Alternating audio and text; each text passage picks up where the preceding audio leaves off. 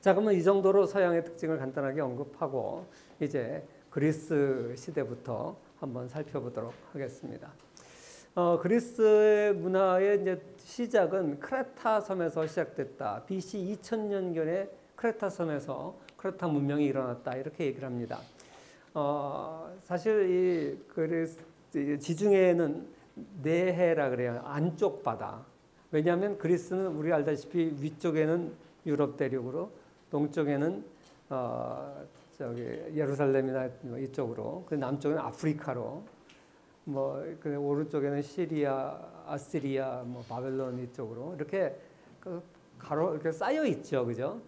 그리고 이제 그 대서양으로 나가는 좁은 관문이 있을 뿐이에요. 그래서 이걸 육지로 이렇게 쌓여 있기 때문에 안쪽 바다다, 내해다. 그리고 이 태서양이나 태평양에 비해서는 파도가 적고, 물론 거기도 파도가 없는 건 아니지만, 그래서 굉장히 이 지중해 자체가 하나의 하이웨이가 됐어요, 옛날에는. 그래서 이 안에서도 이 크레타 섬, 또 사이프러스 섬, 이런 섬들을 중심으로 해서 수많은 섬들로 구성되어 있기 때문에 항해술이 발달하지 않은 시대에도 여기는 상업이 발달할 수 있는 조건들이 많이 갖추고 있었어요. 지난번에 얘기했던 두로와 시돈, 이쪽 사람들이 페니키아 문명을 일으켰다 그랬죠. 페니키아 문명을 일으켜서 이 지중해 연안에 많은 식민지를 건설했는데, 이거와 별거로 크레타 섬에서 이 크레타 문명이 발전을 한 겁니다. 그래서 이 독보적인 청동 재련 기술로 통해서 부를 축적하기 시작했고, 이 크레타 문명은 여러 지역의 섬들과 반도 지역들과 무역을 하면서 발전을 했었어요. 그런데 BC 1600년경에 북방에서 내려온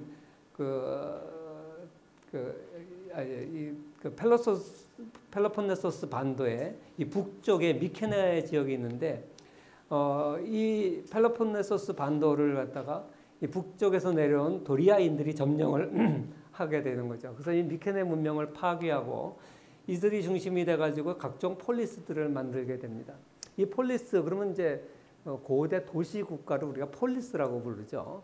이 폴리스는 제일 유명한 폴리스가 이제 아테네하고 스파르타죠. 이 아테네는 이때 도리아족들의 침입을 피해서 도망가서 만든 아카이아인들이 건설한 도시를 우리가 아테네라 그럽니다. 그래서 이 펠로폰네소스 반도 말고 그리스 반도의 맨 밑자락에 여기 아테네가 있죠. 그리고 이외에도 터베, 코린트 이런 도시 국가들이 유명하고, 그 다음에 이 미케네 문명을 물리치고 이 도리아인들이 펠로폰네소스 반도의 대부분을 지배하게 되면서 이들이 만든 것이 바로 스파르타입니다. 그래서 이 사람들이 요 올림피아에 모여서 BC 776년부터 우리 전쟁을 잠시 멈추고 우리 스포츠를 통해서 평화를 구하자. 그래서 이제 고대 올림피아 경기가 BC 776년에 처음으로 시작되는 것이죠. 그래서 이 그리스 문명은 스파르타는 무력으로 지배했고, 아테네는 상업과 경제력과 글로서 지배했다, 이렇게 얘기를 하는데, 사실 지난번에 수메르 문명에서 쐐기 문자에서 그리스어가 나왔다 그랬잖아요. 이 그리스어는 일찍부터 이렇게 발전을 해서 그 호메로스가 쓴 서사시 일리아드에 보면 이런 기록들이 다 나와요. 그래서 이게 트로이 전쟁 이런 기록들도 많이 나오죠. 그래서 아테네가 바로 이 오늘날 민주주의의 이제 시작점이죠. 이 고대 그리스에 보면 오늘날의 자본주의, 민주주의의 뿌리가 되는 아테네 문명이 있고요. 아테네 도시국가가 있고, 그 다음에 또 오늘날 사회주의, 공산주의의 전형인 스파르타가 있어요. 그 옛날에도요, 지금하고 거의 비슷한 경제 시스템 두 체제가 같이 존재합니다. 그래서 그게 아주 흥미로운데, 먼저 아테네에 대해서 한번 공부해 보겠습니다. 아테네는 아까도 얘기했지만 경제적 발전, 특히 상공업을 통해서 발전을 이룬 대표적인 나라고, 오늘날 민주주의 시스템을 가장 먼저 성립시킨 곳이죠. 물론 이런 나라들도 초기에 작았을 때는 다 왕정으로 시작됩니다. 왕정이 없으면 처음 시작이 안 돼요. 왕정으로 시작됐다가 그 다음에 왕 한 사람이 아니라 여러 권력자들이 나타나기 시작하면서 소위 말하는 귀족 정치로 가게 되죠. 아리스토클라시. 그래서 이 돈 번 사람들이 등장하면서 이제 그 다음에 이제 왜 우리 그 돈 번 평민들한테도 권력을 나눠달라. 그래가지고 이 사람들을 귀족들을 상대로 해가지고 성문법을 얻어내고. 그 다음에 이제 민주주의로 가는 이제 그걸 보면 솔론의 개혁을 통해서 노예제를 폐지하게 됩니다. 이 가난한 자장농들이 빚더미에서 빠지게 되면 이제 노예로 전락하게 되는데 그 사람들을 노예로 삼지 못하게 하는 그런 이제 개혁을 하게 되죠. 그 다음에 그 통치 제도를 이제 귀족 중심이 아니라 돈 있는 평민들이 많아지니까 이제 재산 규모에 따라서 투표권을 주자. 그래가지고 이 평민 중에 부자들도 정치에 참여하게 됩니다. 어떤 사회든지 보면 되게 이런 절차를 밟아가요. 그러면서 이걸 갖다 우리가 지금으로서는 이제 티모크라시, 금권제다 이렇게 얘기를 하는 거죠. 그 다음에 이제 민주정으로 가게 되는 거예요. 이 금권제로 가게 되니까 이게 돈이 많다고 해서 투표권을 더 주고 막 그러니까 또 이제 또 그 밑에 계층이 불만을 갖게 되는 거예요. 그래가지고 사회 전체가 무정부 상태에 빠지게 되니까 그 무정부보단 차라리 독재가 낫다. 그래서 그 무정부 상태에 빠진 그리스를 안정화시킨 사람이 페이시스트라토스인데 이 사람이 안정을 찾고 이제 번영은 이루지만 결국 독재를 하게 되니까 이 사람이 죽고 나서 이 혼란 상태를 수습하고 클레이스테네스라고 하는 사람이 민주주의를 이룩하게 돼요. 근데 이 사람은 나중에 또 자기가 쫓겨나. 패각 투표해가지고 이 사람이 워낙 인기가 좋으니까 너 또 다시 독재자가 될 수도 있겠다. 그래가지고 쫓아내 버려요. 그러다 나중에 또 전쟁이 일어나니까 다시 이 사람 불러와서 전쟁을 하고 막 그런 이제 그리스 역사가 있는데 아무튼 이 클레이스테네스 때 비로소 민주 정치가 이제 안정이 되는 겁니다. 그래서 이 행정구역을 데모라고 바꿔요. 원래 이 구역마다 이 귀족들의 이름이 그 동네 이름이에요. 그래가지고 그 성이 뭐냐면 그 지역 이름인 동시에 귀족들의 이름이었는데 이걸 없애고 데모라 그래가지고 소지역으로 나눠서 서민들에게도 이름을 부여하게 되는 거죠. 우리도 옛날에 보면 평민들은 이름이 없었잖아요. 성이 없었잖아요. 그런데 주인의 그 따라서 성을 주기도 하고 막 그랬는데 그래서 이 집안 출신을 성으로 사용하는 것을 제도적으로 없애버리고 그리고 이렇게 지역별로 데모로 이렇게 나눠가지고 이름을 주고 그래서 이 클레이스테네스의 개혁을 데모크라티아라고 불러요. 그리고 아테네 시민을 데모스라고 부릅니다. 이게 이제 데모크라티아, 민주주의가 시작하게 된 게 바로 이 그리스에서 시작을 하게 된 거죠. 이렇게 민주주의 정치는 이룩했지만 한 가지 단점이 뭐냐면 이 외국인에 대해서는 굉장히 배타적이었어요. 이게 또 로마와의 차이점이에요. 우리 다음 시간에 이제 로마를 공부해 보면 이 로마는 거대한 제국을 이룰 수 있었던 요인이 뭘까에 대해서 여러 세기 동안 많은 학자들이 이제 논란을 벌였는데 대부분이 인정하는 게 로마는 굉장히 관용적이었다. 패자, 적을 동화시키는 힘이 있었다. 제도적으로. 그건 이제 로마를 공부할 때 자세하게 하고요. 그런데 그리스는 오히려 그게 없었어요. 그리스는 그 외국인들 중에서 엘리트들을 우대를 하지 않았습니다. 그래서 이 그리스 시민권, 뭐 로마 시대도 마찬가지지만 대단히 이제 중요한 건데, 그런데 그리스 사람들은 이 외국인에 대해서 배척을 하고 노예도 해방 노예를 인정하지 않았어요. 그러다 보니까 우리가 잘 알다시피 소크라테스가 독배를 마셨잖아요. 소크라테스가 아테네의 젊은이들을 타락시킨다는 죄명으로 사형 선고를 받았어요.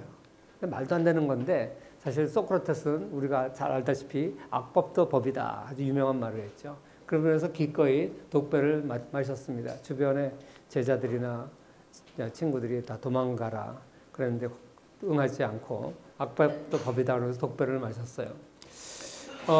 그래서 사실 그 소크라테스는 뭐 전쟁도 잘했다 그래요. 전투도 전쟁이 아니라 전투겠죠. 싸움도 잘했다 그래요. 그리고 뭐 아무튼 그랬던 사람인데 그 독배를 마셨고 반면에 제자인 그 아리스토텔레스는 도망갔어요. 왜? 비겁해서가 아니라 아리스토텔레스는 외국인이기 때문에 시민권자가 아니고 소크라테스는 시민권자예요. 그러니까 시민권자는 내가 여기서 도망가면 어디로 가냐. 기꺼이 독배를 마셨는데 아리스토텔레스는 도망가면서 아테네 사람들이 위대한 인물을 죽이는 실수를 반복하지 않기 위해서 도망간다. 뭐 죽기 싫어서 도망갔겠지만 아무튼 여섯 사람들은 아마 아리스토텔레스는 시민권자가 아니었기 때문에 아테네에 충성할 이유가 하나도 없었다. 그렇게 이제 해석을 합니다. 이렇게 이 아테네의 단점은 뭐였냐? 자기 사람들만 인정해주고 외부에 대해서 포용적이 아니었다. 이것이 이제 아테네의 특징입니다. 그래서 아까 얘기했지만 이 로마와 굉장히 그리스는 이게 대비적이다 이런 얘기를 했고요. 뭐 해방 노예가 그렇다고 없었던 건 아닌데 있긴 있었어요. 근데 제도화되어 있지 않았다. 이런 의미고요.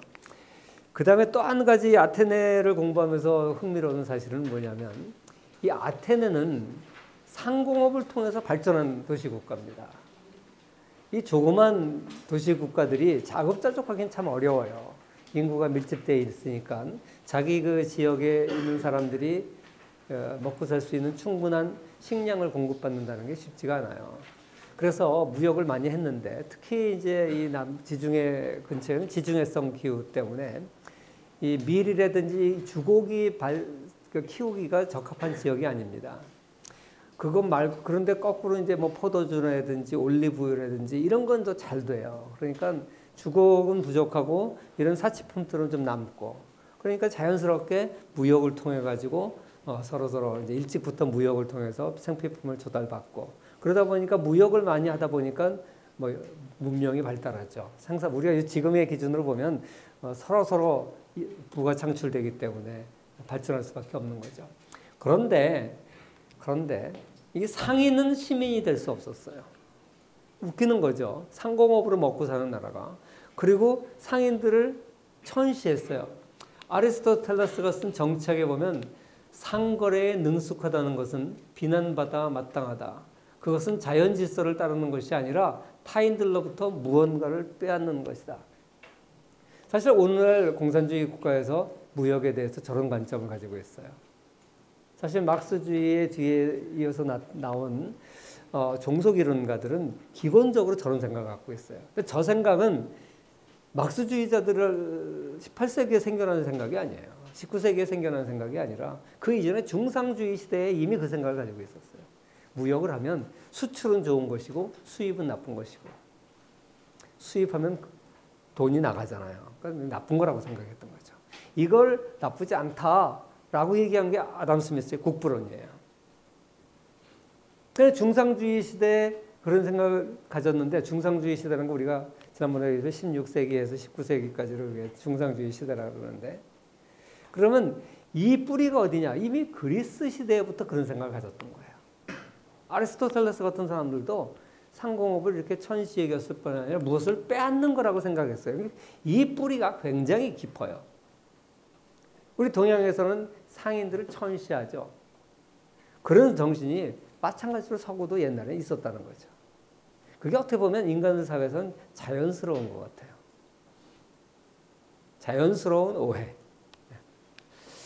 왜 그랬을까?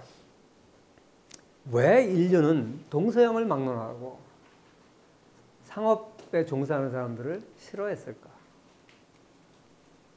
예를 들어서 5,000원에 물건 띄어다가 7,000원에 팔면 2,000원을 띄어먹는다고 생각하잖아. 오늘 우리 경제학을 하니까 그 5,000원을 가져와서 그래가지고 이제 그 소비자들로 하여금 뭐 각종 거래 비용을 절약해 주는 거니까 그것도 하나의 생산 활동이다. 이 저장도 생산 활동이고, 그죠? 소매도 다 생산 활동이라고 우리는 보지만 이 시대는 그렇게 생각하지 않았던 거죠. 그리고 저 시대에는 가장 중요한 게 뭐냐면 전쟁이에요, 전쟁. 한 사람이 평생 동안 전쟁 한 번 겪지 않고 인생을 살기가 참 쉽지가 않아요.